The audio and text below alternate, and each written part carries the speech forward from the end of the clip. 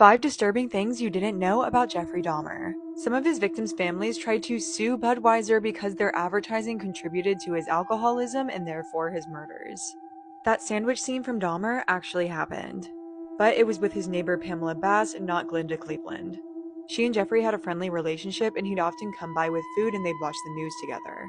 It wasn't until after his arrest she realized the sandwich could have contained human meat. The show, I definitely feel like, tried to insinuate that it was, but honestly, based off everything I've read, it doesn't seem like that was his personality. He underwent double hernia surgery at just 4 years old. And when he was recovering in the hospital, he saw where the bandages were and asked his mom if they cut off his private part, something he would go on to do to others.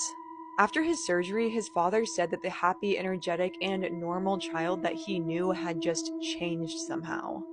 Another red flag in his childhood is that his father said Jeffrey got hit really hard on the head.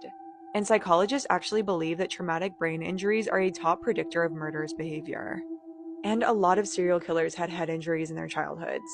And lastly, everyone was horrified at the number of victims, and the city of Milwaukee actually planned a memorial garden for them. But as everyone knows, the case of Jeffrey Dahmer became one of the most famous crime stories in history. And Jeffrey Dahmer actually started to get his own fans. And his fans donated over $10,000 to him in prison. And because of this, the Milwaukee mayor decided to axe plans for the memorial garden. He was worried that people would deface the memorial or leave tributes for the serial killer instead of for his victims. So his apartment building in Milwaukee was torn down and there is currently no memorial garden.